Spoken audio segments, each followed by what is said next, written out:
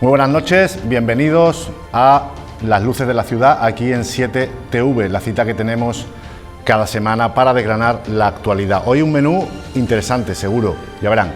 Tenemos en nuestra tertulia a los periodistas Sonia Crespo y Antonio Méndez, director del diario Málaga Hoy. En nuestra entrevista contaremos con Luis Callejón, que es el presidente de los empresarios de hoteles de la provincia de Málaga. Mucho que hablar sobre el sector turístico, sobre lo mal que lo está pasando y sobre cómo está nuestro destino de preparado para cuando todo esto pase, que pasará. No faltarán nuestros columnistas con sus particulares puntos de vista sobre la actualidad nacional y malagueña. Son esta semana Curro Troya y Ignacio del Valle. Bueno, pero antes de nada, nuestro punto.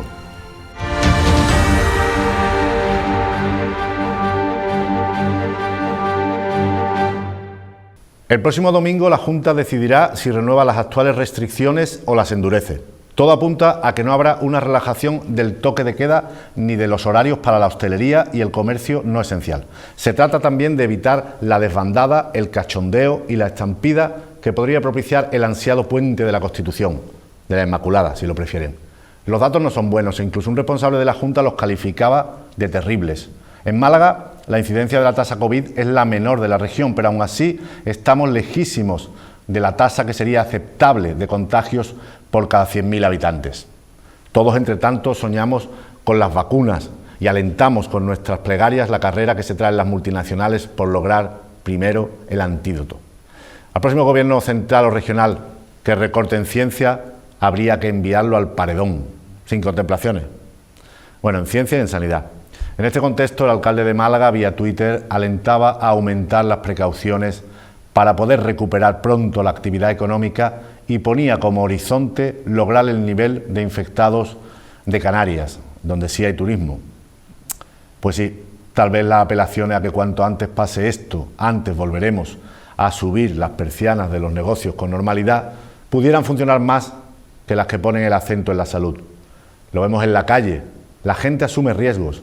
Otra cosa es cuando es el bolsillo el que está en riesgo. Con eso somos más de obedecer.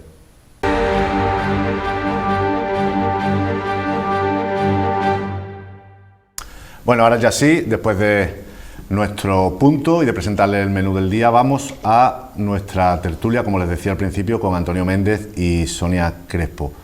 Bueno, la Junta de Andalucía pretende renovar las medidas restrictivas a la hostelería y de horario y de toque de queda el próximo martes, que es cuando caduca. Ya el domingo el presidente de la Junta se reunirá con el comité de expertos. Parece que sí existe, no como el del Gobierno central, esos comités de expertos fantasma, en este caso seguramente, y deseemos que reales. El domingo decidirán, no sabemos cuándo se hará público, si el toque de queda sigue vigente en los mismos horarios y parámetros, al igual que el cierre vespertino a partir de las 6 de la hostelería y de lo no esencial. Bueno, Sonia, no sabemos muy bien, aunque ya ha habido algunas voces como la de Juan Marín que apuntan en algún sentido, pero todo apunta al sentido común y las cifras sobre todo a que las medidas serán revalidadas o incluso endurecidas, ¿no? Sí, bueno, buenas noches, José María, buenas noches a los telespectadores. Sí, como siempre, Juan Marín, que no sé si es una costumbre, un vicio, cómo llamarlo, siempre se adelanta a los acontecimientos y creo que era ayer o antes de ayer cuando ya él avanzaba que probablemente las medidas restrictivas perdurarán hasta después del puente de la Inmaculada o de la Constitución, como lo queramos llamar. Yo creo que sí, el sentido común apuesta por ello. Los mensajes de prudencia y de moderación lanzados por Juanma Moreno, por el presidente de la Junta, también nos hacen un poquito entrever que lo que se va a pretender es evitar las consecuencias tan negativas que tuvo el pasado puente del Pilar y que probablemente para intentar salvar, entre comillas, la Navidad, se van a prolongar esas medidas hasta después del puente. A mí me gustaría simplemente apuntar que ojo con lo de salvar la Navidad, porque por intentar salvar los muebles del verano, pocos muebles se salvaron y las consecuencias desde el punto de vista del colapso sanitario fueron muy negativas. En fin. Sí. Antonio, buenas noches. Parece que... Buenas noches también a los telespectadores, que parece que aquí la única persona educada es Sonia. No puede ser. O José María. No, Sonia. Yo es que me he acelerado y no he dado las buenas noches, o creo que las he dado varias veces, la introducción ya me he liado.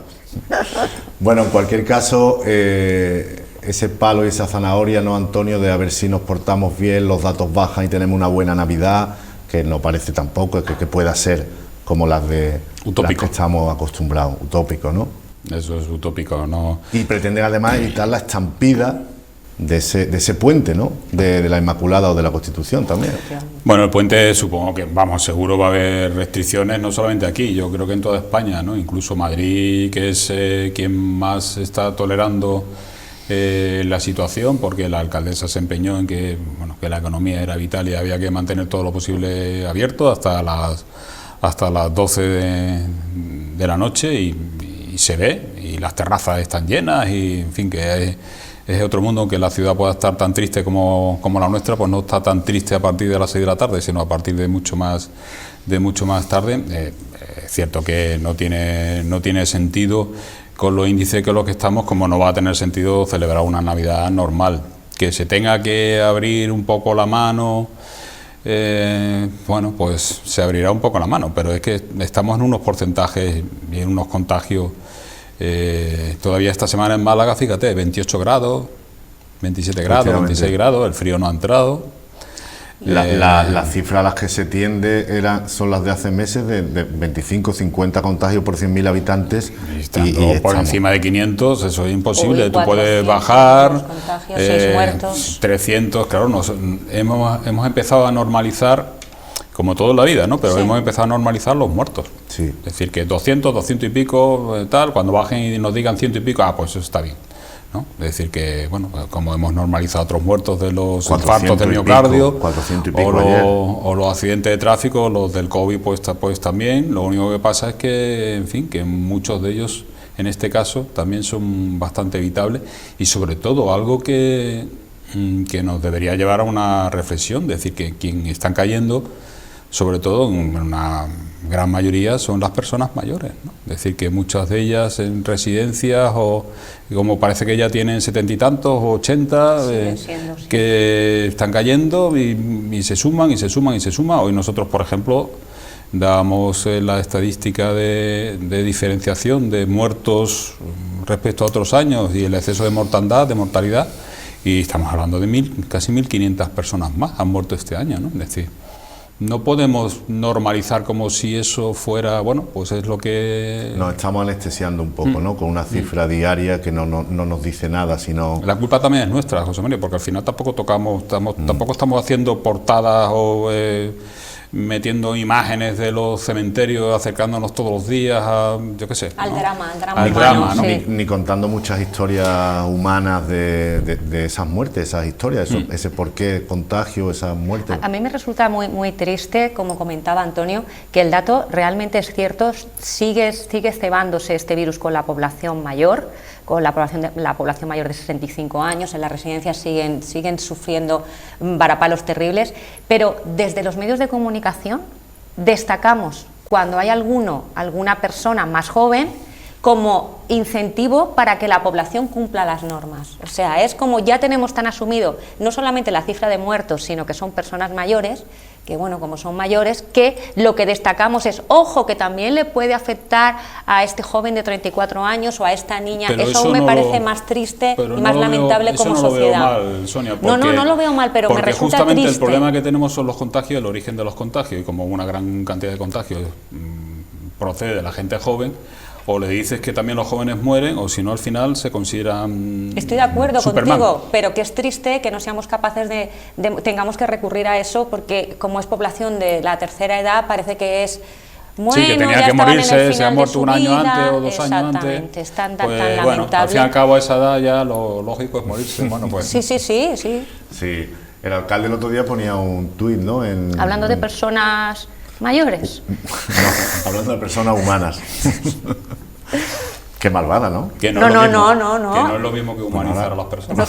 Como ha hecho así el enlace, pero comentaba el alcalde, sí, decías. En este debate que hay sobre economía y salud, o en este falso debate, como dicen otros, pues él alentaba a que trabajáramos contra los contagios, o sea, quedándonos en casa y tal, pero bueno, que eso es lo que propiciará que pronto podamos volver a la actividad económica. Quiero decir que los políticos no dejan de alentar también el que la economía tiene que seguir funcionando, ¿no? Hombre, el alcalde especialmente, sobre todo la economía de la hostelería, por eso me sorprende, me imagino que ese tuit, no lo he leído, lo habrá lanzado ahora porque la hostelería se ha visto obligado por la decisión de la Junta de Andalucía a que cierre a las 6 de la tarde. ¿Se lo han dictado, tú crees? O... No, lo habrá, claro, ¿qué va a decir? Si los bares están cerrados a las 6 de la tarde, quédense ustedes en casa por las tardes para que en cuanto se abra la veda salgan ustedes a los bares otra vez, porque él lleva alentando.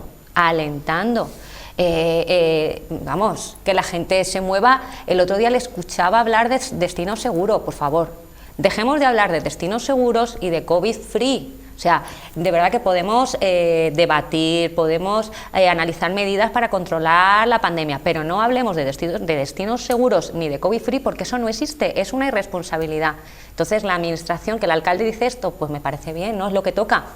Hay que quedarse en casa, entre otras cosas, porque lo dice un decreto de la Junta de Andalucía, pero precisamente él no ha alentado a que la población se quede en casa, tampoco ha alentado a que no cumplan las normas, ¿no? Pero todo lo contrario. Ahora tendremos a Luis Callejón y le preguntaremos sobre eso también, porque ellos, los hoteleros, son más partidarios de lo que se han llamado los corredores seguros, ¿no? Que incluso la persona que va a viajar ya se haga un test en origen o llegue con ciertas garantías, pero ahora no parece, ¿no? Porque lo que está en los municipios cerrados no parece el contexto ni el lugar para... No, y en el caso del Ayuntamiento de Málaga, que bueno, ha sido saludada por todo el sector de la hostelería, tenemos que tener un poco de cuidado, como ¿qué te van a regalar estos Reyes Magos? Pues un test, ¿no?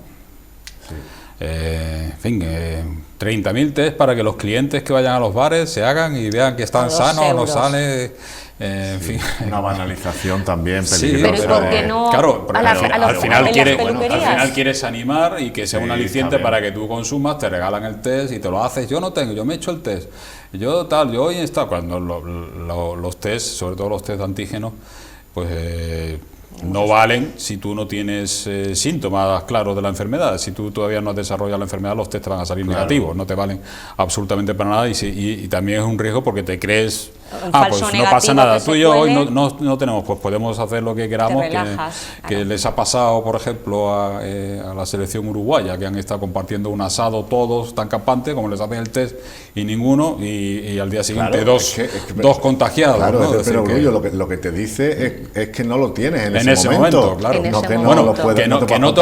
no te lo detecta en ese momento porque no tiene los síntomas, no se ha desarrollado. Entonces, claro, si al segundo día ya está, pues no vale, ¿no? Entonces, parece que eso, el regalo de este año de las Navidades, te regalo un test, ¿no? Pero PCR o te regalo un test de antígeno. No, es que, no, mayor calidad un PCR. Cuidado, que estamos también y con dinero público y encargado a un laboratorio privado, que tampoco creo que se haya hecho un concurso público, o sea que creo que la medida, y luego tú comentabas por qué no se hace, aunque no sirva, pero por qué esa sensación de tranquilidad no se hace cuando vas a una peluquería o cuando venimos aquí a esta tele. Yo estoy muy tranquila, pero ¿por qué no a una autoescuela? No sé por qué. A mí no me ha hecho, yo te hubiera pagado los 2 euros, José María, por 2 euros lo hubiéramos pagado, Antonio. No sé, seamos serios, ¿no? ¿Por qué no? Un test de actualidad os voy a hacer, a ver si venís. A ver si lo pasamos. Será por las chuletas que me pasas antes del programa. Ha sido un olvido, pero confío en tu improvisación, Antonio. Eso sí. Bueno, vamos a escuchar la primera de nuestras columnas, al primer columnista de esta noche, a Curro Troya, Arde de Troya.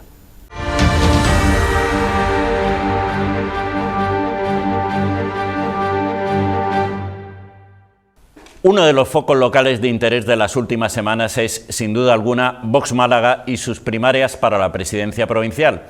La formación ha estado inmersa en un polémico proceso que desembocó en la repetición de las elecciones tras anular la Dirección Nacional la primera convocatoria por supuestas infracciones de su normativa electoral interna. Como todos ustedes saben, en la segunda cita ganó Enrique de Vivero, el candidato que se presentaba como oposición al oficialismo.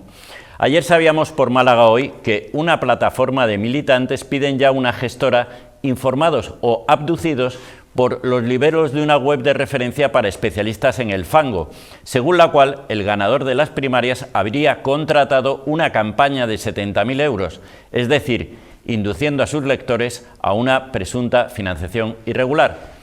Cualquiera podría pensar que el excoronel de la Legión estaba siendo objeto de un chantaje con audios troceados e interpretados según el interés del supuesto empresario que afirma que se le encargó la supuesta campaña. Tampoco deja de ser curioso que a De Vivero le hayan acusado de financiación ilegal cuando ha habido muy poco o nada que pagar en la segunda vuelta de estas primarias. Les recuerdo que se prohibieron los actos presenciales y se hicieron simples encuentros telemáticos. Lo que sí tiene gracia es que alguien mencione la financiación irregular o ilegal en ese partido. ¿Ya no se acuerdan sus afiliados patriotas que la Dirección Nacional confirmó públicamente haber recibido 1 millón de euros de grupos en el exilio de la oposición iraní? De Vivero dimitió ayer mismo por la tarde aduciendo querer defender sus intereses personales por la vía legal, y las primarias de Vox Málaga nos dejan muy claro que la democracia interna le sienta muy mal al partido de Santiago Abascal. Ahora le toca a Ortega Smith demostrar si es capaz de enderezar la estructura de Vox en Málaga, una provincia que les ha dado 2 diputados en el Congreso y que lleva años siendo un polvorín de conflictos y luchas intestinas.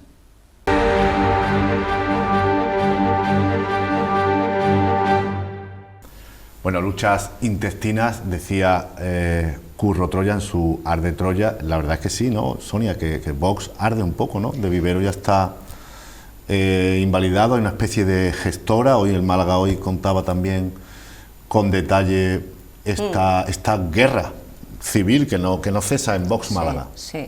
Hombre, a mí no me gusta escuchar estas cosas que comenta Curro, pero es que nos lo hemos buscado, o sea, Vox Málaga se lo ha buscado estar en boca de y escuchar este tipo de cosas. Denuncia de que las primarias no eran limpias. Claro, lo invalidó la Nacional. Lo que no estoy de acuerdo con Curro es que en este caso es un problema de que a Vox Nacional no le gusta la democracia interna. Yo creo que todo lo contrario.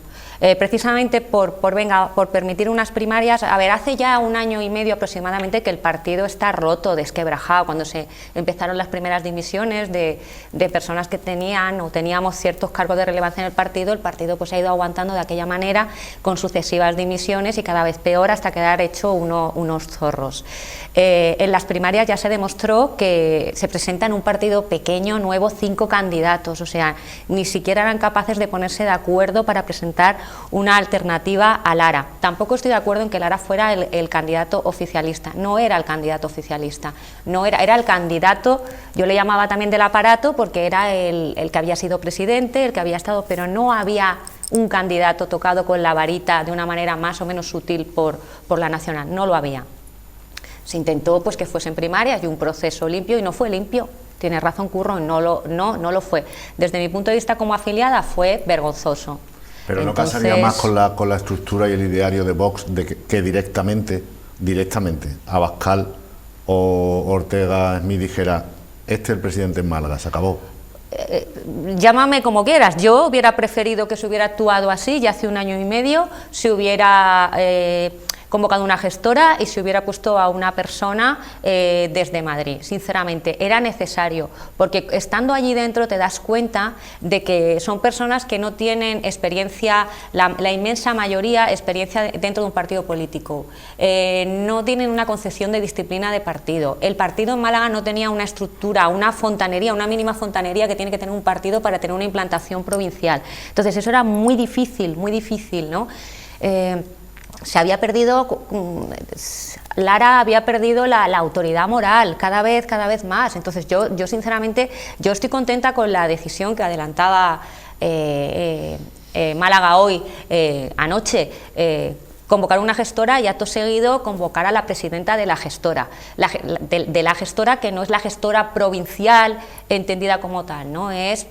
Simplemente vamos ya a cortar ya este espectáculo pero a veces los periodistas simplificamos un poco las cosas con el titular, pero también es verdad que lo que es lo que parece, ¿no?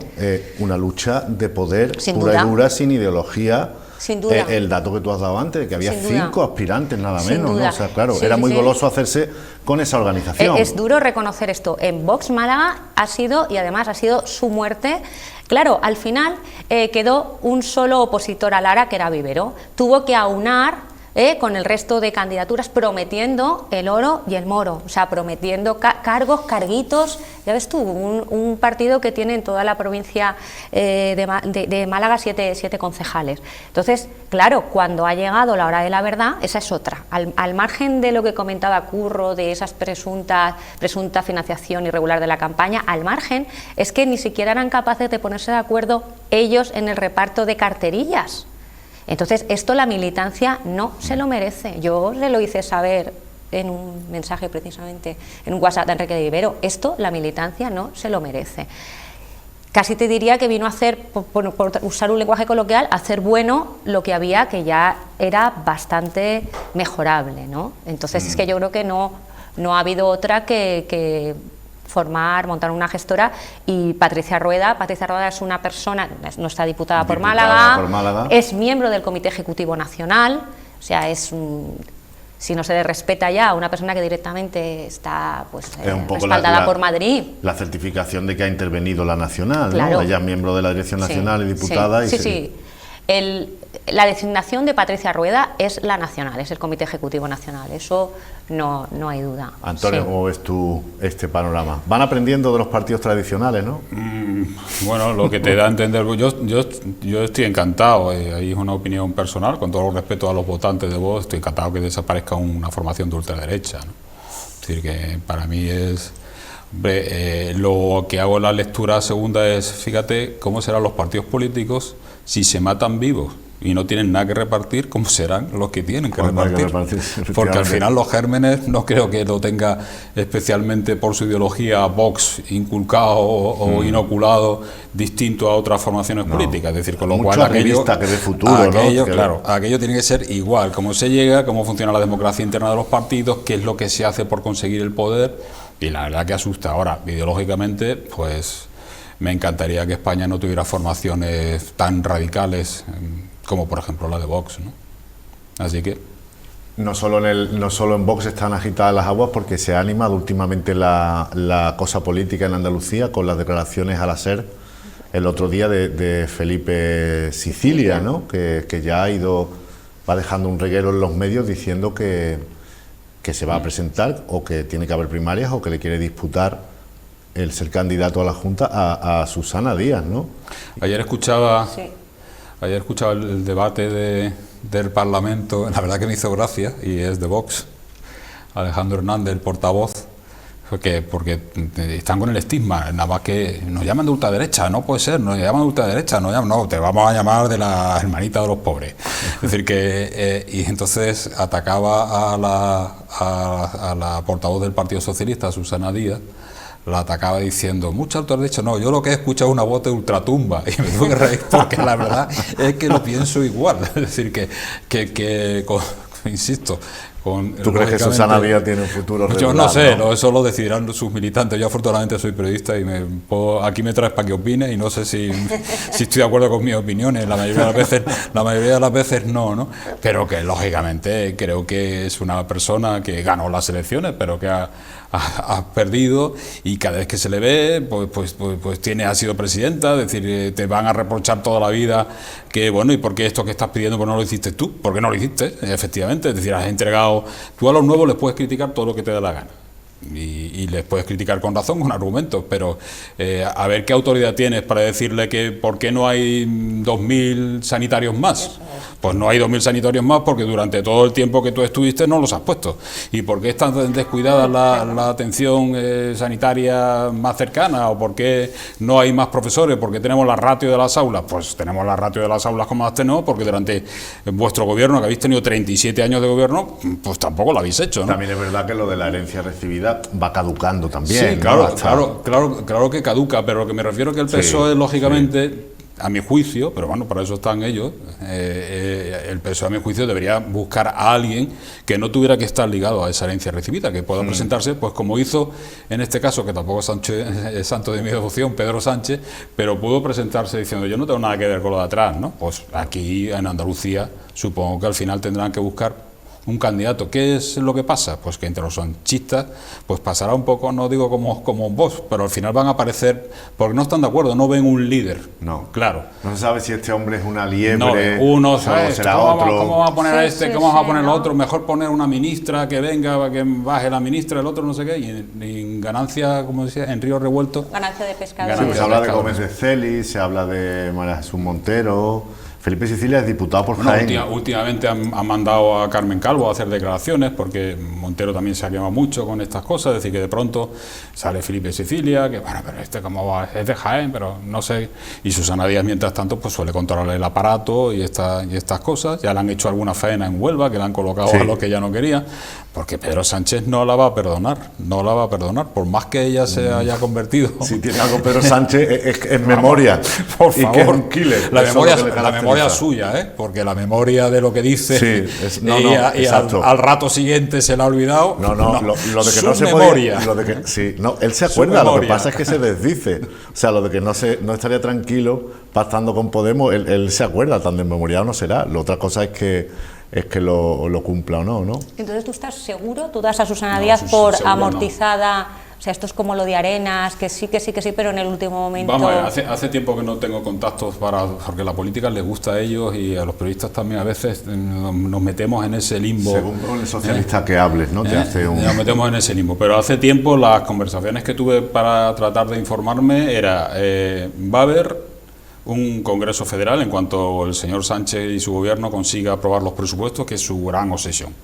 Esa obsesión no los deja, eso es lo que no los deja dormir, conseguir los presupuestos. Entonces se despeja el calendario. El calendario es para un Congreso Federal del partido, donde no va a haber ningún problema, va a salir por aclamación, va más que a la búlgara, nadie de los que protestan ahora se va a atrever a montar ningún tipo de alternativa, además saldría totalmente derrotado contra un presidente del gobierno con el PSOE en poder. Y ahí, en Andalucía, vamos a ver que se van a presentar, es posible que se presenten dos listas, pero no porque una lista encabezada por Susana Díaz vaya a votar a Pedro Sánchez y la otra lista...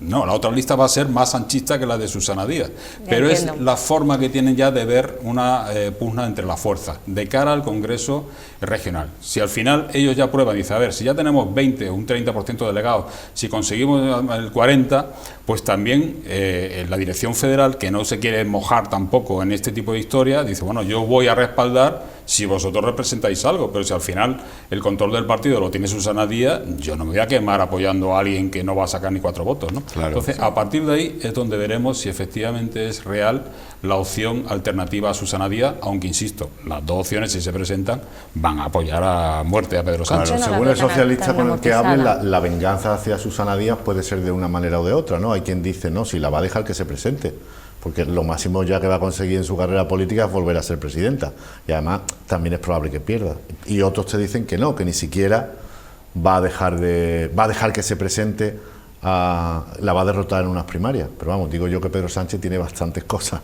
que hacer como para preocuparse, ¿no?, de todas estas cuitas orgánicas. Simplemente con no intervenir, al final las alienta con no intervenir. Claro, al final que a ti te salgan los varones, que esos han cuidado formaciones políticas como el propio Vox o por supuesto Ciudadanos, que le ha llevado donde está. Ciudadanos no quería varones en ninguna parte, que discutieran a Albert Rivera y luego que vayan a discutir a Inés Arrimada. No quiere que le aparezcan gente en las comunidades autónomas que tenga otra voz distinta del líder, porque ellos tienen claro que su prioridad es Madrid o es el tema nacional.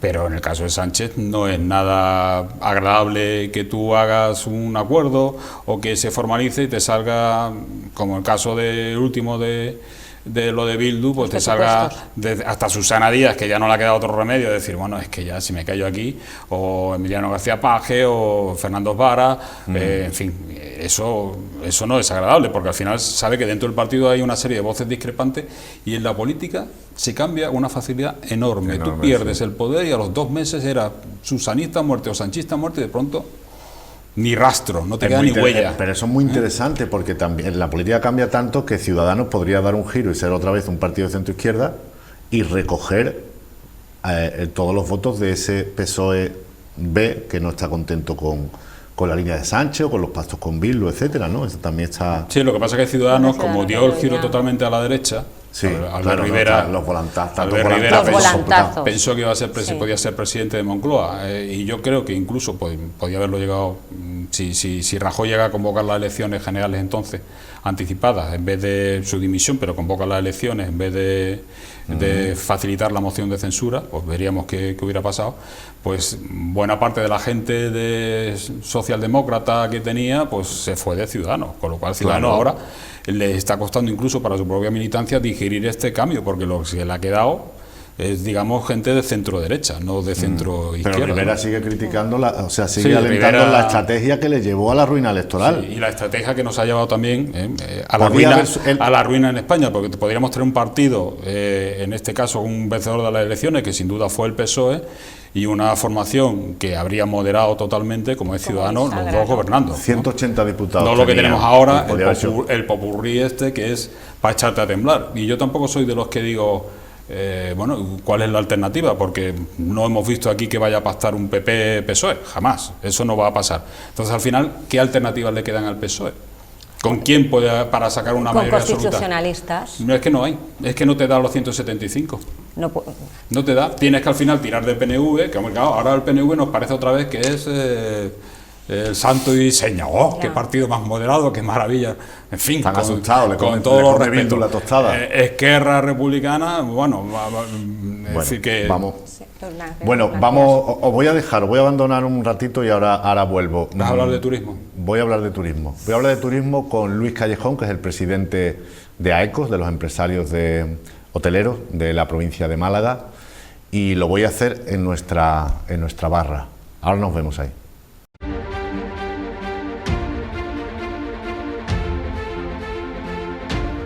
Bueno, pues llegamos ya a este punto de nuestro programa de las luces de la ciudad, aquí en 7TV, en el que, ya saben, compartimos un Málaga en nuestra barra, y en esta ocasión lo hacemos con Luis Callejón. Luis, buenas noches. Hola, buenas noches. Gracias por estar aquí. Un placer. Luis Callejón es el presidente de AECOS, que es la asociación que engloba a los hoteleros de la provincia. Es un hombre de amplia trayectoria en este sector, en esta industria malagueña, en el turismo. También es arquitecto de formación y de profesión, y es, yo creo, el principal conocedor de los problemas de los hoteleros, de los empresarios hoteleros, de los trabajadores de los hoteles, de la provincia y en general del sector turístico. Luis, hablábamos fuera de cámara de que esta industria nuestra, este turismo, está ahora mismo en horas bajísimas, destruido.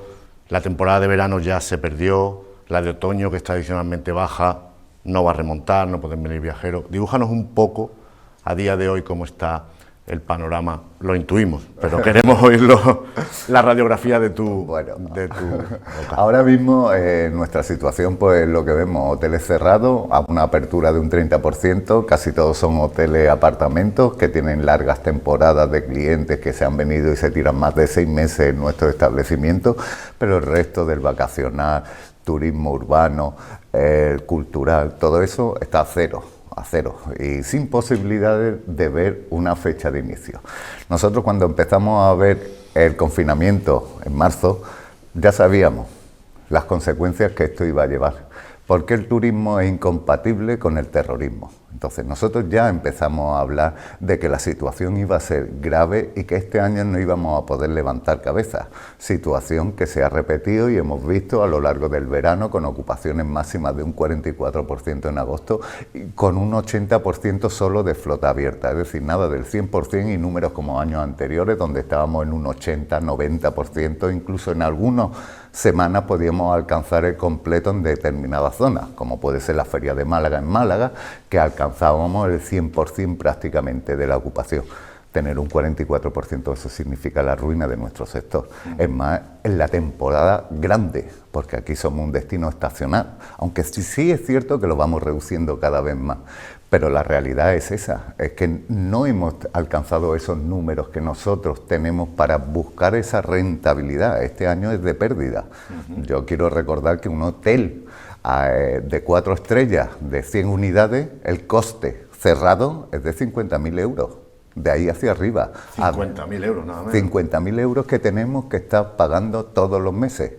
entre seguros sociales, luz, una serie de cosas que nos obligan a tener ese gasto. Aunque no tengamos clientes, abierto pasa a 120.000 euros. ¿Vale? ¿Cuántos trabajadores más o menos puede haberse afectado o hay empleados más o menos en...? Pues ahora mismo, si nosotros tenemos unos 22.000 trabajadores dentro de la temporada alta, pues calculemos que podemos estar en un 70% que están directamente afectados por ERE, bueno, en este caso por ERTE, todavía no hemos llegado a los ERE, que poco a poco iremos avanzando porque la situación ahora mismo no tenemos luz de salida. Sí es cierto que los touroperadores están avisándonos de que en abril van a empezar a funcionar, pero también lo escuchamos en junio, también lo escuchamos en septiembre, y ahora lo escuchamos para abril.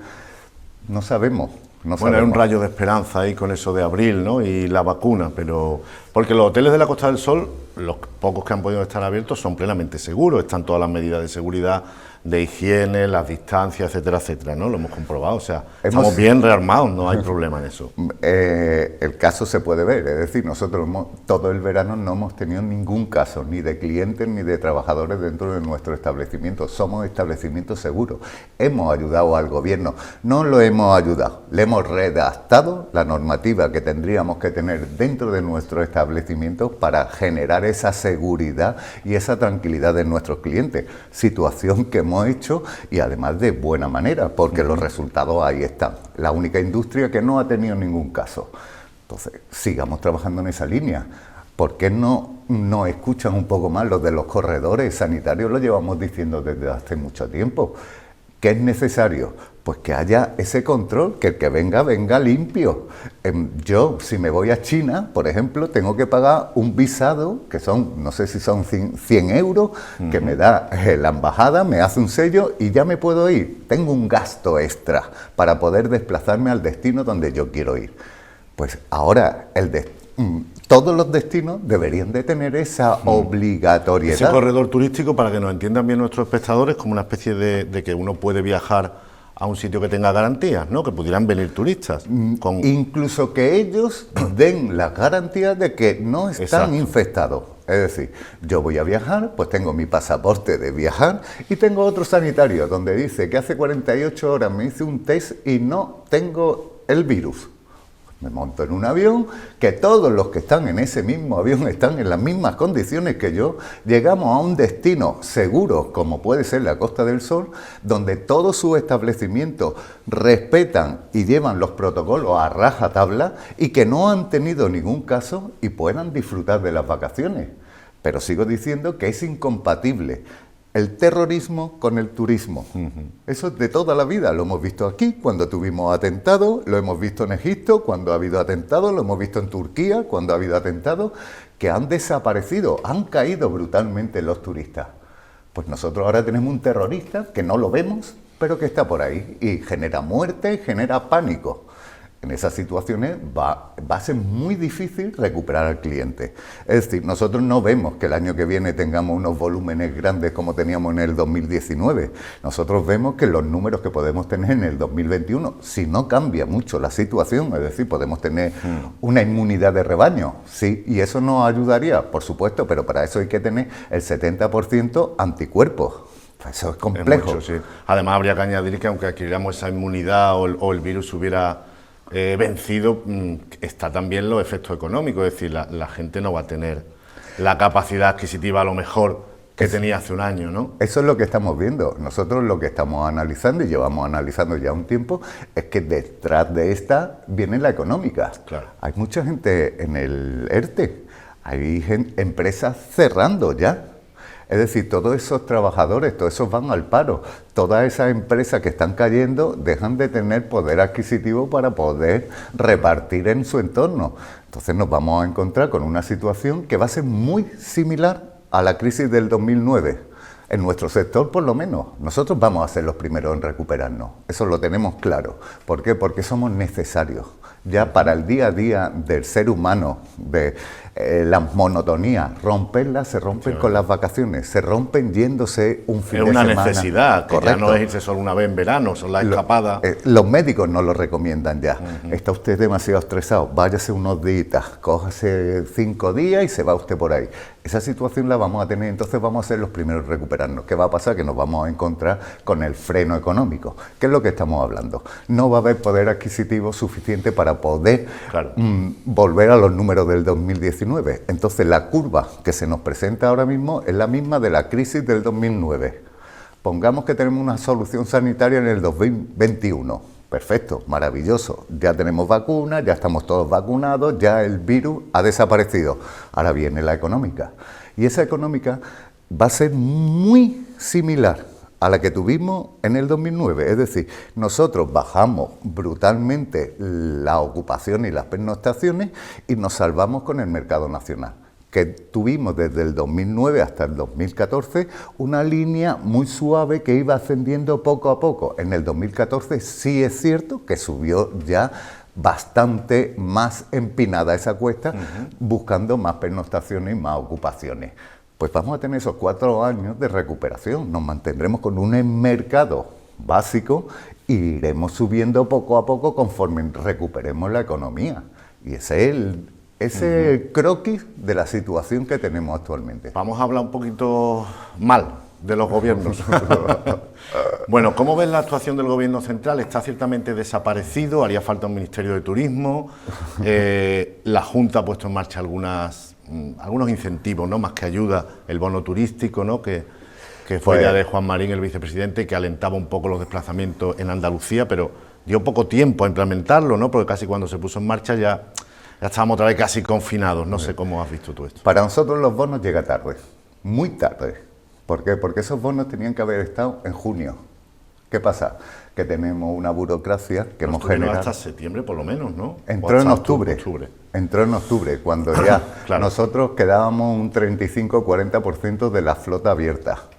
Es decir, sin posibilidad de captar ningún tipo de clientes, con 3 noches obligatorias, con la que está cayendo. Un fin de semana yo sí puedo seducir a alguien para que se pueda escapar, pero 3 noches, ¿qué le digo a alguien que está tieso? Que se venga el jueves, el viernes y el sábado para que pueda tener un descuento de un 25%. No, 2 noches hubiera estado bien, laboralmente, incluso laboralmente. Correcto. 3 noches de más. Hubiera dado mucho más impulso, pero hacemos las cosas pues de aquella manera. Yo, cuando tú me preguntas qué opino al respecto del gobierno, yo soy muy claro. A mí no se me ocurre ir a dirigir una central hidroeléctrica o un hospital, porque ni tengo conocimientos de medicina, ni tengo conocimientos de ingeniería y cosas de ese tipo para llevar una gestión de una industria como puede ser una central hidroeléctrica o lo que sea. No se me ocurre. ¿Por qué? Porque mis conocimientos están en otros temas. El político tiene unos conocimientos sobre política, ¿vale?, pero no sobre gestión de las empresas que generan la riqueza necesaria para mantener a flote toda esa burocracia, porque se rige y se mantiene a coste de nuestros impuestos. O sea, ha habido poca profesionalización, por decirlo un poco, entre las administraciones que rigen un poco el sector turístico, ¿no? Quieres decir, ¿no? Falta de conocimiento también. De conocimiento totales. Es decir, yo no puedo legislar un hotel, un decreto por punto, simplemente siendo usuario. Y así es como se ha legislado. ¿Por qué? Porque a nosotros no nos quieren escuchar o no nos escuchan. Entonces, todos esos datos que nosotros vamos aportando, que son necesarios porque nuestros clientes nos los van pidiendo, no nos los escuchan. Pero luego bien que sacan pecho en cuanto las cifras turísticas son buenas, ¿no? Que dan ruedas de prensa para vendernoslas como si fuera producto de su gestión, con lo difícil que es el un político le gusta más una foto que a un tonto un lápiz. Pues ya está, pues para eso valen. Muy bien, pero ahora, en época de guerra, tenemos que buscar los mejores, que se pongan al lado de los políticos y que les den los conocimientos y las ideas de cómo funcionan las empresas desde dentro. ¿Cuáles son nuestro día a día? ¿Cómo tenemos que buscar para conseguir que ese cliente vuelva? Todo eso lo sabemos, pero ¿por qué no nos pone al lado a gobernar contigo? que te vamos a ayudar, que no te vamos a entorpecer. Tú sabes de legislar, pero no sabes de gestionar. Llama a los que gestionan, que hay infinidad de empresarios que están dispuestos, como yo, a dar ese paso y a ayudar a la administración para que salgamos cuanto antes de esto. Pero desgraciadamente no hay costumbre de eso. Claro. Y las ayudas que hablábamos antes un poco han sido de... todos los sectores las piden, todos los sectores las necesitan. Un sector muy complementario al de los hoteles, que el de la hostelería, pues va a recibir, no sé si son 1.000 euros a cada empresario o algo así, ¿no? Bueno. Pues nosotros igual. Y solo aquellas que sean pymes o autónomos. Las grandes empresas están muertas, están quitadas de en medio. Que no haya dinero no es una justificación. Para mí no es una justificación, porque es cierto que todos pagamos impuestos, es cierto que todos estamos al día, que si no estamos al día, a nosotros nos vienen y nos crucifican como usuarios, como empresarios, como... Pagamos religiosamente nuestros impuestos. ¿Por qué yo miro hacia Europa y veo a Alemania, que ha cogido la facturación de todas las empresas hoteleras y hosteleras y ha dicho, usted que facturó en el 2019 100 millones, aquí tiene 75 millones. Y cierre usted. Eso. ¿Eso qué pasa? ¿Que tienen ellos que no podamos tener nosotros? Además, nuestra principal industria, la más estratégica. Encima, que no tiene nada que ver con lo que tienen los alemanes, nada que ver. Nosotros somos la potencia número 1, que tendríamos que ir con iniciativas que nos copiasen todos los países. Y al revés, vamos cogiendo lo peor de cada país y hacemos un cóctel. No funciona. Y respecto a los ayuntamientos, a los municipios de la provincia, ¿cómo se están comportando? ¿También establecen líneas de ayuda? ¿Hay colaboración? Ya veo por tu sonrisa que nada. Nosotros, te voy a explicar, aquí en la provincia hay 103 municipios. Nosotros tenemos asociados en 31 de esos municipios. Tenemos una lista de ayudas que es una carilla de un folio con 5 municipios puestos, exclusivamente, que hayan publicado algún tipo de ayuda al sector hotelero. 5 municipios. Solo 5. Eso es de vergüenza. Y más con lo que nosotros aportamos a los municipios. Claro. ¿Cuál de ellos es el que más está sufriendo el cierre de hoteles? Hombre, lógicamente a lo mejor el más grande, el con más planta hotelera, Marbella o Torremolinos. Pero Torremolinos es el que más ¿no? plazas tiene y el que actualmente tiene más plazas cerradas. Se dedica más al turismo vacacional y el turismo vacacional ahora no tiene ni vistas de cuándo vamos a poder empezar a funcionar. Entonces, esos son municipios que están padeciéndolo más el cierre de la planta hotelera. Y al mismo tiempo no se implican en ayudarla, digamos, no mucho, ¿no? Nada, ya te digo. Para nosotros, y lo digo públicamente, el único municipio que consideramos que ha hecho desde el principio, ha visto nuestra situación y ha buscado alternativas fue Fuengirola. Y lo digo públicamente porque mis propios asociados me lo dicen. Aquí por lo menos no se escuchan, saben que existimos, saben lo que aportamos y en consecuencia nos están ayudando. Los demás estamos pendientes esperando que si un interventor diga que sí, que si el otro dice que no, que el otro. Ahora la excusa antes se le echaba a los técnicos, ahora a los interventores. Pero siempre tienen una carta, sacarse de la manga a los políticos para justificar la no actuación. Yo eso no lo entiendo. Eso en mi empresa pasa y ese está en la calle. Le quedan 2 días de trabajo. Está en la calle, no me da rentabilidad, no me da posibilidad de desarrollo y yo lo he contratado con unos fines, que es gestionar mi empresa. Si no sabes gestionarla, por favor apártate que ya contrataré a otros. Claro, son muchas veces excusas de políticos meramente. Otra cuestión, ¿tiene la Costa del Sol una excesiva dependencia de las cadenas hoteleras? Hay pocas cadenas netamente andaluzas o malagueñas. ¿Esta estructura económica del sector, ¿cómo la ves tú? ¿Puede cambiar o...? Son necesarias. Claro, en principio parece que está bien que se establezcan cuantas más mejor, ¿no? Pero estaremos en torno a un 40% de grandes cadenas en la costa. 40%. Fíjate, yo hablaba con Jet2 y me decía, al principio de la pandemia, te estoy hablando del mes de marzo, abril, si acaso, que tuvimos una reunión con Jet2 para ver la situación en la que nos estábamos moviendo y hacia dónde íbamos a ir, ¿vale? Y ellos me preguntaban que cuántos hoteles creían que iban a haber abierto en agosto. Y yo le dije que el 80%. Y me decían, Luis, eso me parece exagerado con la que está cayendo. Te lo voy a explicar muy fácil y tiene sentido. 40% de cadena, esto abren todos. Esto no les queda más remedio que abrir todos, ¿vale? Después que viene un 20% que han echado números y dicen, venga, vamos a jugárnosla, ya vamos un 60%. Y ahora, un 20% de inconscientes que no han analizado lo que viene por delante y se tiran al barro porque creen que va a cambiar la situación, ya sea por motivos de escuchar a los políticos con el falso optimismo, ya sea por escuchar a algunos turoperadores que decían que iban a arrancar antes. Me da igual, pero eso y ha sido lo que ha ocurrido este verano. Hemos tenido un 80% abierto, ahora que tenemos un 30%. ¿Por qué? Porque vamos viendo que no hay posibilidad y vamos cerrando, aunque nos cueste, pero es que no hay posibilidad de captar. Que comentaban lo que te decían, ¿y qué te llega como presidente de AECOS? ¿Qué te llega de nuestros principales mercados, de Alemania, de Inglaterra, de los países nórdicos, de los turoperadores o las agencias de viaje? Habrá ganas, ¿no? Como en todos sitios, de volver. El otro día decía un ministro británico en una entrevista que entre los usos de los ingleses, él citaba bastantes cosas, pero me hacía gracia que una de ellas era viajar a España, ¿no? Es como que cualquier inglés medio contempla, no ya a lo largo de su vida, sino a lo mejor incluso cada año o cada 2 años, pues ir a la Costa del Sol, a Canarias, a Mallorca, donde sea, ¿no? Entonces, ¿qué te llega de esa industria? Los gigantes también estarán deseando hacer negocio, claro, Todos necesitamos clientes, todos, para poder vivir, ya sean turoperadores, ya sean agencias de viaje, ya sean rentacar, ya sean hoteles, ya sean bares, todos necesitamos. Gana hay. Claro, además una cadena está implicada en el turismo toda la provincia, casi todos los sectores, ¿no?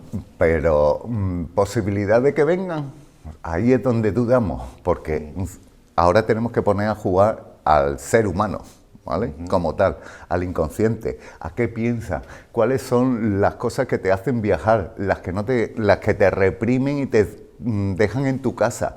Todas estas opciones hay que ponerlas y hay que conquistar de nuevo al cliente. Estamos a cero. A cero es como si empezásemos una industria nueva. Sí. Estamos viendo estos días cómo hay un cierto desmantelamiento industrial, ¿no? Más simbólico que real, porque Málaga nunca ha tenido mucho tejido industrial, salvo en la antigüedad, ¿no? Pero de Málaga se fue, no sé, Donut, Amoníaco, Intelorce, Bacardi, ahora se va Coca-Cola, son 70 y tantos trabajadores, ¿no?, que irán seguramente a Sevilla.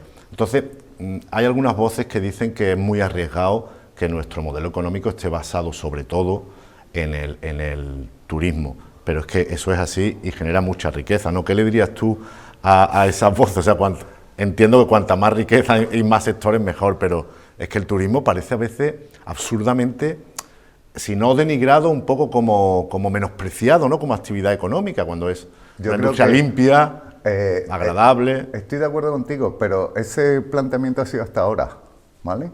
Sí, teníamos un exceso a lo mejor de clientes. Piensa que somos 1.600.000, 1.800.000 en toda la provincia y venían 13 millones, ¿vale? Entonces, en determinadas zonas o en determinados sitios, porque se ha aglomerado ahí todo, pues hay saturación, sí, estoy de acuerdo. ¿Y eso puede provocar ese malestar que tú comentas? Sí. Sí, pero bendita saturación también, porque también hay mucha riqueza. Ahora viene esa, viene esa parte, ¿vale? ¿A qué me transformo?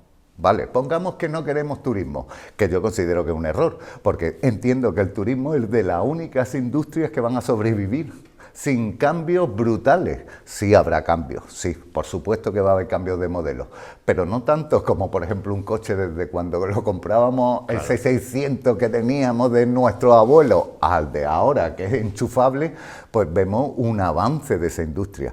Pero ¿a dónde vamos a adaptar nuestra industria? ¿En qué vamos a convertir esos camareros, esas camareras de piso, esos recepcionistas? ¿En qué los vamos a...? Cuando además tenemos la bondad del clima, que muchas veces también se desprecia eso de sol y playa. Oiga, no, mire, también muy complementado ya, ¿no? Con golf, con gastronomía, etcétera, etcétera. Somos el destino más completo del mundo. La Costa del Sol tiene todas las ofertas que tú puedas buscar, las tenemos en la provincia. Naturaleza, mar, montaña, cultura, gastronomía, golf, Todo lo que tú quieras lo tiene la provincia de Málaga. Somos de esos pocos destinos mundiales donde tenemos todo, absolutamente todo. Entonces yo creo que transformar eso es inviable. Lo que tenemos que potenciarlo para que sea aún mejor y que los que vengan gasten más y repercuta más en todo eso y ampliar zonas. No podemos limitarnos porque estamos viendo las consecuencias que tiene el centro histórico, lo que está sufriendo el centro histórico, tanto hoteles como restauración, como museo, como todo. Locales, todo. Tristeza. ¿Pero por qué? Porque hicimos en su momento un parque temático y no hemos sido capaces de ampliar ese parque temático y desarrollar todas las zonas de alrededor y comiéndole terreno a todos los barrios, incorporando esos barrios, porque cada barrio tiene su idiosincrasia, es decir, tiene sus bondades que van buscando los turistas también, pero los tenemos anulados. No lo entiendo cuando se pueden desempeñar o actuar de una manera en donde toda la ciudad participe de ese lujo que es el turismo. Que irradie la riqueza exactamente hacia toda la ciudad, ¿no? Ya tenemos poco tiempo, Luis, me gustaría también, por último, este tiempo obligado de, bueno, que no se puede viajar, no se puede hacer tantas cosas, ¿puede darnos una oportunidad para repensar cómo se promocionan los destinos turísticos? Quiero decir, puede que cambie todo esto, ¿no?, de las ferias tradicionales, la promoción tradicional que se hacía de las marcas, ¿no?, Costa del Sol, Andalucía.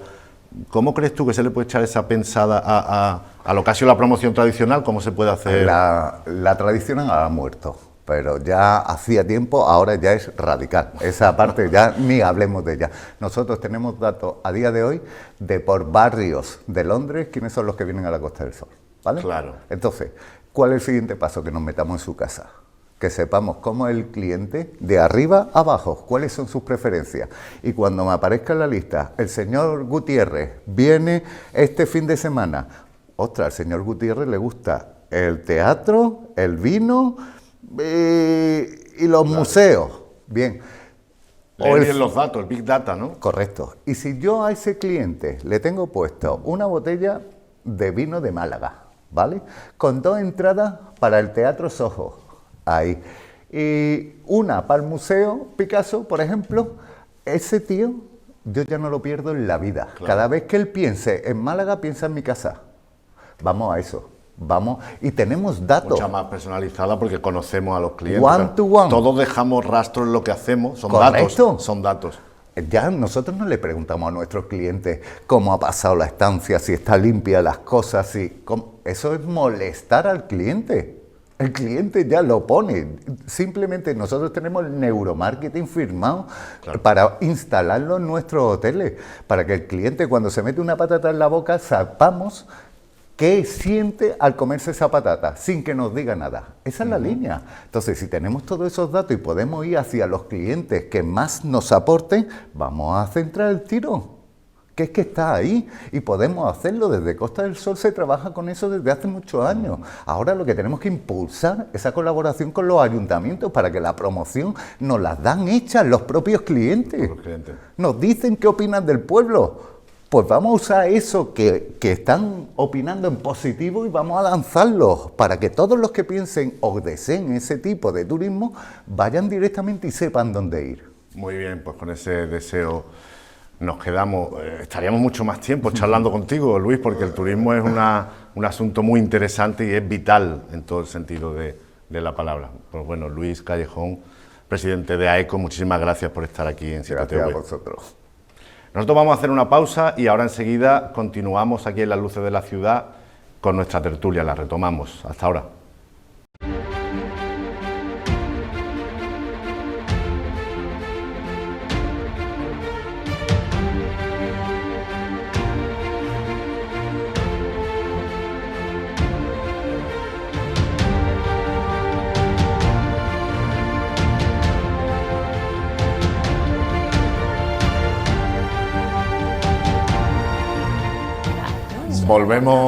Volvemos a nuestra tertulia después de compartir ese Málaga con Luis Callejón. La tertulia que no ha decaído, aquí ha seguido muy viva. Oían ustedes el murmullo de Antonio Méndez y Sonia Crespo. Bueno, Sonia, hemos oído el SOS que lanza Luis Callejón, ¿no? En 40.000 empleados, el 80% de la planta hotelera cerradas, esas ayudas que no llegan, y él lo decía él, en nuestra industria casi única. Claro, es que es un mensaje completamente fundamentado y yo entiendo su crítica hacia los políticos. Es que en manos de quién estamos, no cuentan con el sector, deben contar con el sector. Yo es que ya no quiero criticar más a la Consejería de Turismo y al consejero de Turismo, pero es que creo que es un desacierto tras otro. Todo llega a destiempo, sus mensajes son contradictorios. Y sinceramente, si se sentase y tomase en cuenta al sector y las necesidades verdaderas del sector, avanzaríamos mucho. El sector, que al final el sector son personas, familias que se dedican y que dependen de su trabajo, ¿no? Entonces yo entiendo la crítica de Luis. Que los hoteles son totalmente seguros, con todas las medidas de distancia, seguridad, higiene. Por supuesto, etcétera. mucho más que las viviendas de uso turístico, que están en zonas, en edificios, en urbanizaciones residenciales donde no hay ningún control anti-COVID. No entiendo todas las medidas, todos esos protocolos que se exigen a los hoteles y que no se exigen a las viviendas de uso turístico, por ejemplo. Es que es todo un sinsentido, con unas consecuencias económicas gravísimas. Entonces yo entiendo ese SOS del sector. De todas maneras, yo también pienso que hay que reinventarse y probablemente es el propio sector el que conoce la realidad del mercado, la idiosincrasia además de nuestra provincia, y es el que mayores soluciones alternativas puede aportar, no el político de turno, y menos aún un político de turno que no se ha dedicado jamás al sector del turismo. Todos estamos muy a favor del sector turístico, pero también es verdad que es como todos, ¿no? Reclaman ayudas constantemente, ¿no? Luis citaba lo que han hecho en Alemania, que le preguntan por la facturación a un grupo hotelero, si está cerrado, le entregan inmediatamente una ayuda del 75%, ¿no? de lo que hubiera facturado ese mes. Líneas de ayuda hay muchas, pero claro, lo estamos viendo estos días en la elaboración de los presupuestos, Antonio, es que todo esto quién lo paga, ¿no? Que decía Julio Camba cuando estaba llegando a Nueva York. Es que presupuestos expansivos, línea de ayuda para hostelería, para hoteles, para sectores industriales, etcétera, etcétera. ¿Y durante cuánto tiempo, no? Lo que pasa es que el turismo, a mi juicio, era como de pequeño la asignatura esta, las Marías que decíamos, ¿no? Es decir, el turismo siempre han puesto los políticos porque lo que venía es a repartir dinero en las campañas y a llevarse los parabienes de este año un récord, otro récord y otro récord. Nadie les criticaba, ningún medio de comunicación osaba criticar a ningún político que estuviera al frente del turismo, con lo cual era una bicoca, y de pronto te encuentras esto que jamás ha pasado, porque ni en la crisis económica, pues en fin, se podía caer una parte de la población que tuviera menos poder adquisitivo, pero los ricos iban a seguir viajando y ocupando, es decir que... Claro. Y ahora mismo, ¿qué haces? ¿Mantienes? ¿Cuánto tiempo te va a durar? Es decir, en justicia, si a ti no te dejan abrir un bar o no te dejan abrir un hotel, y es el Estado el que te impide que tú puedas ejercer... bueno, pues tu profesión o que puedas ejercer debería de recompensarte. Es decir, lo que yo el año pasado estaba ganando esto. Es verdad que estamos en una pandemia, pero bueno, si tú me impides abrir por un motivo de salud pública, pues dame al menos un 70 o algo para que yo pueda mantener. Yo no tengo esa responsabilidad. Ahora, ¿cuánto tiempo y cuántos sectores, la cultura, todo el resto del ocio, los servicios, los coches de alquiler y los que fabrican los coches, claro, porque al final no se pueden alquilar? ¿Dónde nos ponemos? De verdad que es una industria capital para nosotros y que esa industria va a reverdecer, yo estoy totalmente seguro, y opino como Sonia, que seguramente tendrá que reinventarse un poco, ¿no? Que no... O sea, las plantas de hoteles con 500, pues a lo mejor ya lo vemos que no, que a lo mejor no, y tendrán que reinventarse, pero que los turistas van a volver a la costa, a España, porque... Si siguen entrando, si yo que resido en la Costa del Sol, aun con el último decreto que no puede salir del municipio, siguen llegando, no sé cómo ni por dónde, pero siguen llegando, o sea que estoy totalmente de acuerdo contigo, volverán. Sí, volverán. Luis comentaba que el turismo ya se ha convertido un poco en una necesidad de todos, el viajar. Ya no solo que hiciéramos unas vacaciones en agosto, sino que... Pero esto no es de ahora, si no habrían existido los fenicios. Claro, exacto. Así que... En fin, la necesidad de moverse, ¿no? Navegar. Es vital. Y esto cambiar de aire, de rutina. También es más económico, es más barato. Esta semana tuve que ir por motivos de trabajo, me fui a Benalmádena y me encontré el coche de la Guardia Civil. Ahí va, estoy pasando de municipio. Es decir, que ya es una... Yo voy con una cantidad de salvaconductos por trabajo, por el colegio de los niños. Entonces, es una necesidad vital conocer a otra gente, a otras personas, a otra forma de ver. Si es lo peor, yo lo que no entiendo... Incluso a los de provincia vecina. Incluso a los de Benalmádena, Lo que no entiendo es que pueda existir en este mundo los nacionalistas. Y resulta que algunos de ellos, o muchos de ellos, han viajado. Yo no lo entiendo. Es decir, si es que es el mundo lo que tenemos, ¿no? Para que tú te encierres en nuestro terruño. Pues ahora estamos todo el rato confinados aquí, ¿no? Pues a mí no me sale el sentimiento de la capital, al revés. Abajo el nacionalismo. A ver si de estar tanto, de esa endogamia, de estar todo en nuestra tierra con nuestros paisanos, acabamos todos, acabamos hartos y se curan todos los nacionalismos, o al menos algunos. No parece. Bueno, vamos a escuchar al segundo de nuestros columnistas esta noche, a Ignacio del Valle y sus ojos de plato.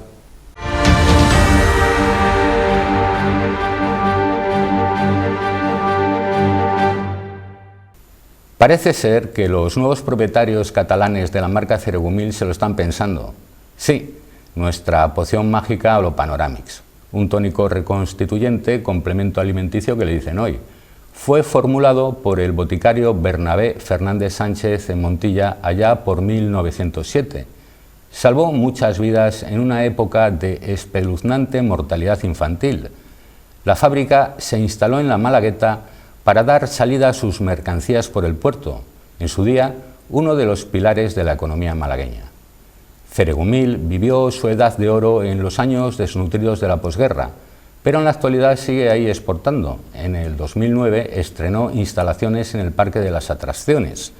Desde el PTA, Ceregumil ha lanzado nuevos y buenos productos. Se trata de un laboratorio farmacéutico de prestigio, otro emblema que tiembla en este proceso de alopecia industrial que echa más leña a la tristeza.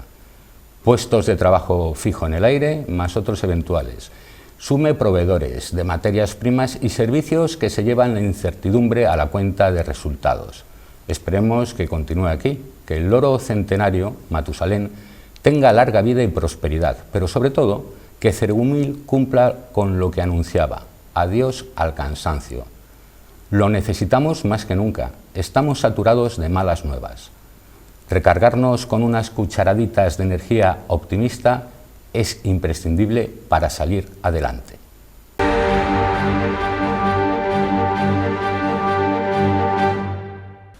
El Ceregumil, el histórico Ceregumil, ese tónico, ese reconstituyente que ya conocían nuestros padres y abuelos. Se marcha también, ¿no, Antonio? Como habéis contado en tu periódico en Málaga hoy. Bueno, más que se marcha, era una empresa familiar, sí, y lo han comprado. Han vendido la marca, han vendido el producto y, lógicamente, pues los nuevos responsables de esta firma, que además tienen, bueno, es bastante potente, pues lógicamente lo fabricarán donde ellos entiendan. De momento sigue abierta o seguirá la producción en la empresa del PTA, pero ya nos han dicho por otro lado que está en venta, son 17 trabajadores, así que me temo que el final está cantado. Hemos hablado aquí de, bueno, tú vaticinaste que habría noticias prontas respecto a esto. Malas noticias, malas, en este caso, sí. Hemos hablado aquí de la marcha de la planta de Coca-Cola a Sevilla, de Donu, Bacardi, hicimos un día el recuento, ¿no? Desde Intelorce, Itemasa, etcétera, ¿no? Y eso Casa también lo hemos hablado con Amoníacos Cross, que tenían 1000 y pico de trabajadores, es decir que... Socasa lo hemos hablado con Luis Callejón sobre el debate del modelo turístico, de que apostamos excesivamente por el turismo. Él nos decía que es lógico que así sea, porque somos ya el mejor destino del mundo, pero bueno. Bueno, relativamente. Nos vamos de otros sectores productivos, ¿no? Yo es que yo totalmente, a mí me da mucha pena, porque claro, se le presta atención solo y exclusivamente al sector turístico, cuando también puedes reconvertir e incluir algo tan, como comentaba Antonio, el ceregumil, tan novedoso, tan particular, incluso dentro de esa oferta turística, ¿no? Incluso, venga, voy a aceptar, tengo que rendirme en que realmente el turismo es la base principal de nuestra economía, pero incluso aunque sea con esa óptica del turismo, podemos poner en valor, darle el valor que tienen y no restarle y prestarle atención a otros sectores. Coca-Cola, hombre, Coca-Cola no es una marca, no es como ceregumil, no algo así malagueño. No tan nuestro, ¿no? No tan nuestro, pero también es triste, da pena. Pero Lario, la Ginebra Lario, claro. Y luego los trabajadores, que parece que así han llegado a un acuerdo bueno, pero es una pena.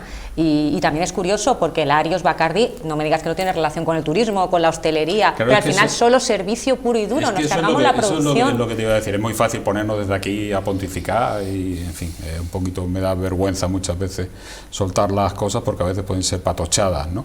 Pero si tú eres una potente, la industria turística, la mejor del mundo, ¿vale? Industria turística que es las camas nada más, claro. Porque tú a lo mejor necesitas camas, necesitas los productos alimenticios de consumo, necesitas la tecnología, claro, para ir avanzando. Y aquí, en torno a la industria turística, no se ha creado una industria de otras ramas de las que se habría beneficiado, no solamente el turismo de la Costa del Sol, evidentemente, sino el turismo de Andalucía, porque en global somos un turismo, es decir, que no se ha creado eso. No. Importamos, al final, todo lo que necesitamos de otro lado. En vez de estar aquí con un departamento de investigación que podríamos haber creado, avanzado en esos productos y luego incluso la fabricación. Podríamos tener una potencia en consultoría turística, por ejemplo, en know-how, o sea, sabemos cómo hacerlo. En todos los sectores. Y al final lo que nos hemos quedado es para recibir a los turistas, que además tampoco les poníamos demasiado empeño porque teníamos el sol y la playa, la gente y nuestra gastronomía y nada más, pero en torno a eso no se ha creado una industria turística. Hablamos de industria turística, pero no es verdad, no se ha creado la industria turística. Es una prestación de servicio directo. Al ministro de Consumo, a Garzón, nos lo íbamos a comer cuando dijo que el sector estaba precarizado. Y ciertamente lo está, no queremos admitir la realidad. O sea, a mí me gusta también cuando hablaba Luis de que vamos a coger al toro por los cuernos y decir las cosas como son, con las bondades del sector y con las deficiencias del sector. Si nos engañamos y hacemos trampas al solitario, pues poco nos saldremos de esto. Pero tampoco es un sector, perdona José María, sí, tampoco es un sector que tú lo veas, es decir, que es un sector que ha vivido la administración, que me haga la promoción y que me los traiga a los turistas. La administración que claro, me ponga la infraestructura para que puedan viajar y estén bien. La administración que me depure el agua. Y yo creo puestos de trabajo. Ah, perfecto. ¿Y tú qué haces?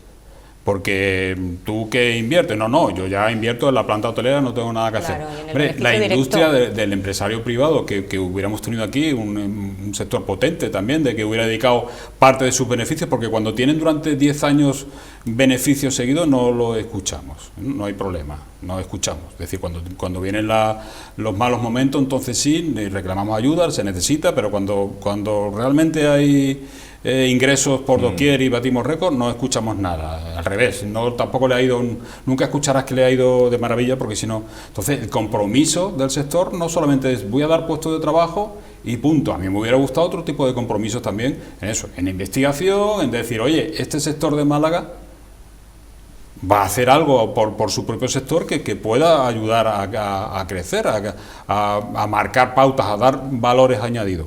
Yo eso hasta ahora no lo he visto, a lo mejor estoy equivocado. Incluso una apuesta porque hubiera aquí cadenas hoteleras que hubieran nacido aquí, que se hubieran desarrollado y que tuviéramos hoteles de una cadena malagueña, los tuviéramos en Mallorca, por ejemplo, ¿no? Nada, todo porque lo aquí contrario, las cadenas, todo lo contrario, exactamente. Y ahora ya están los fondos buitres, los fondos de inversión, alrededor de los hoteles, muchísimos en Torremolinos, que los están viendo caer, sí, o sea, ya vamos en el proceso inverso. Y luego estoy de acuerdo con Antonio, muy mal tampoco deben ver las cosas a corto o medio plazo cuando siguen insistiendo con exactamente lo mismo. Es que yo no dejo de leer noticias, leía el otro día en La Opinión, en tu periódico, otra nueva licitación para otro edificio de viviendas turísticas en el centro histórico. Oye, pues no mal, muy muy mal no deben ver los inversores las cosas cuando siguen apostando por exactamente lo mismo, pero lo mismo, sin ningún otro valor añadido. Bueno, las bondades del destino permanecen, en lo que están es congeladas, ¿no? Tanto lo que decía Antonio, claro, el sol y la playa lo vamos a tener y la siempre. oferta complementaria, aunque puede destruirse gran parte de la oferta, por ejemplo, hostelera, ¿no? Gastronómica, pero más o menos sigue ahí. No parece que sea un motor gripado, que también,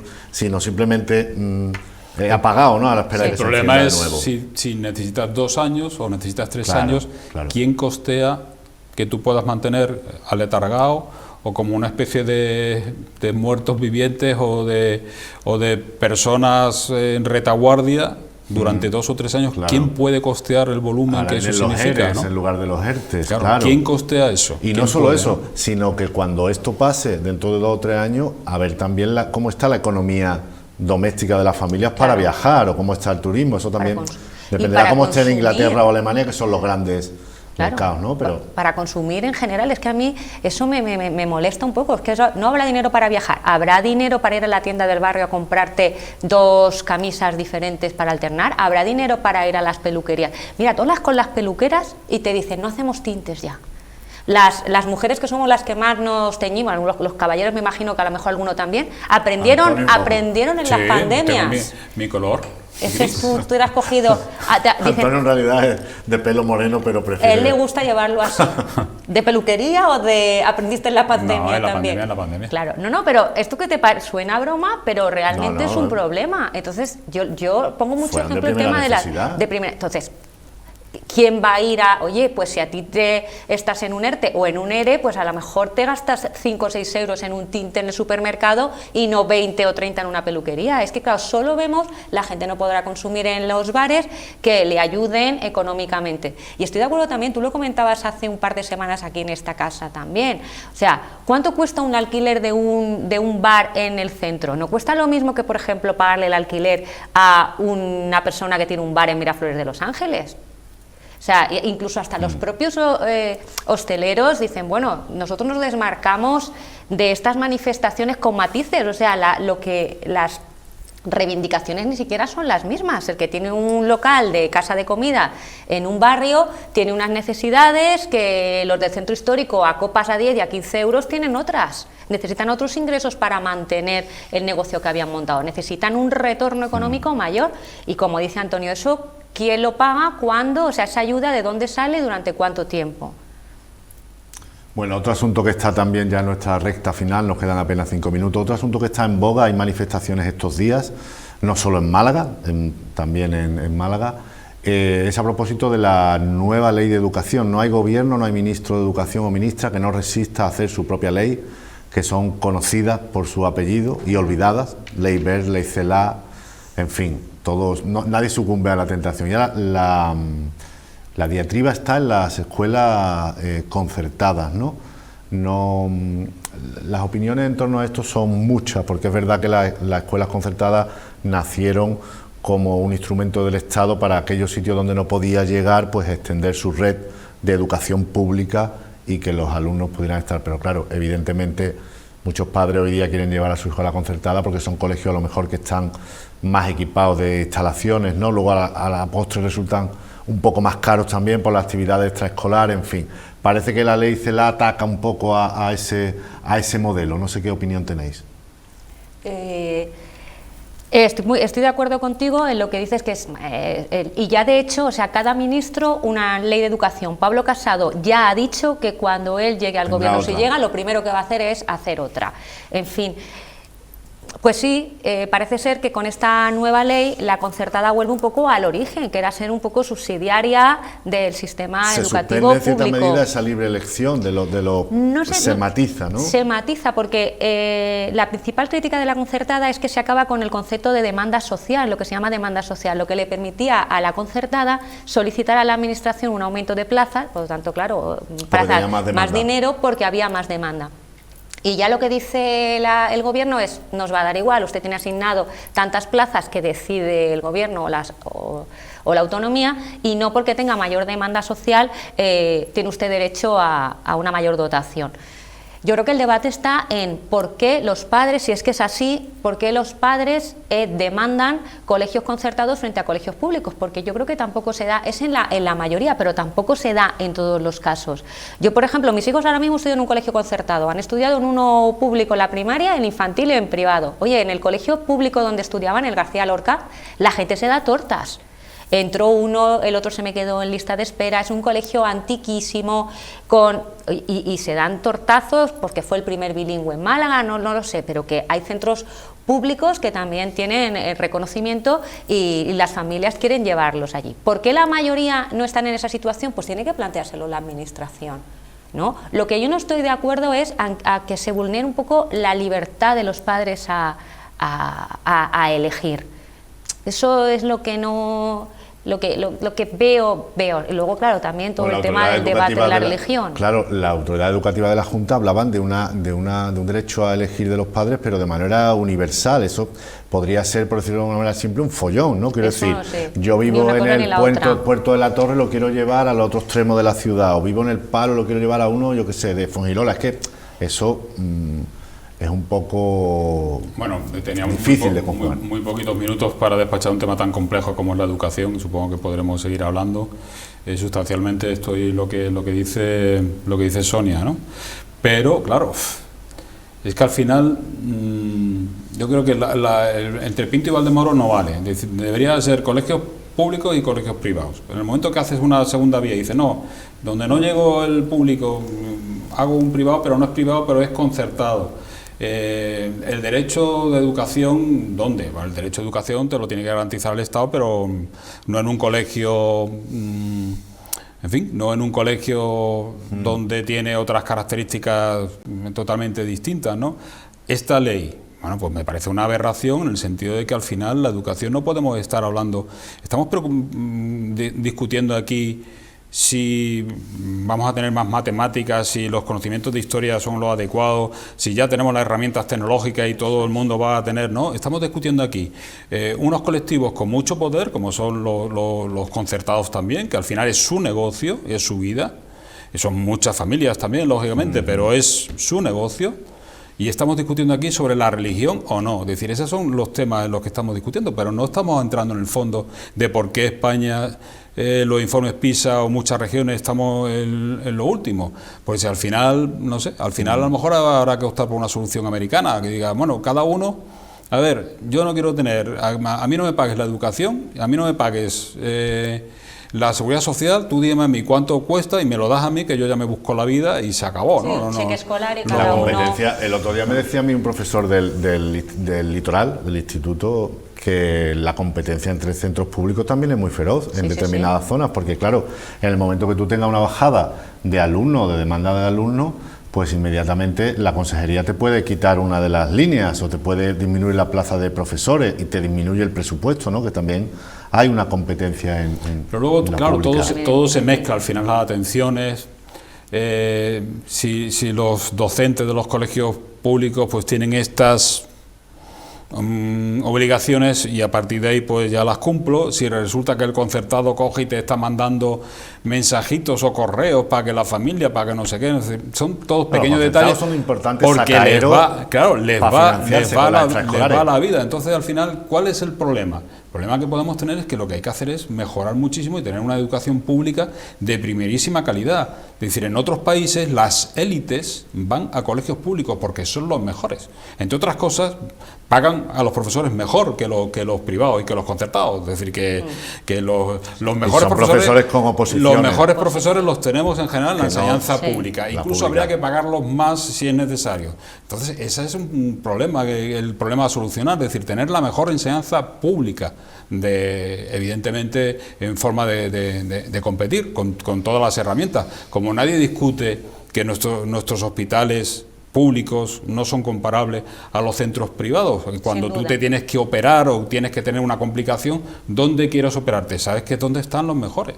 No, Entonces, la pública. Aquí estamos las mamarrachadas si el español es vehicular o no. A lo mejor nos enseñan en Swahili ahora aquí en Andalucía. Sí, bueno, y allá los catalanes si dejan de aprender el español, porque se van a perder la oportunidad de comunicarse con 550 millones de personas en el mundo. Si a ellos, si se quieren quedar en ese circulito, alguna vez no estarán confinados y se darán cuenta que dando un acelerón estás en Aragón o en Francia, ¿no? En fin. O en Latinoamérica o en Estados Unidos. O hasta en China te puedes hablar español. Bueno, Antonio Méndez, Sonia Crespo, gracias por estar aquí, compañeros. Buenas noches. Un placer, aunque no me has pasado los datos, los temas que íbamos a hablar hoy, pero bueno. Me pongo a hacer algún comentario para la próxima, los temas y te los paso. Un libro abierto, así, fresco y veloz.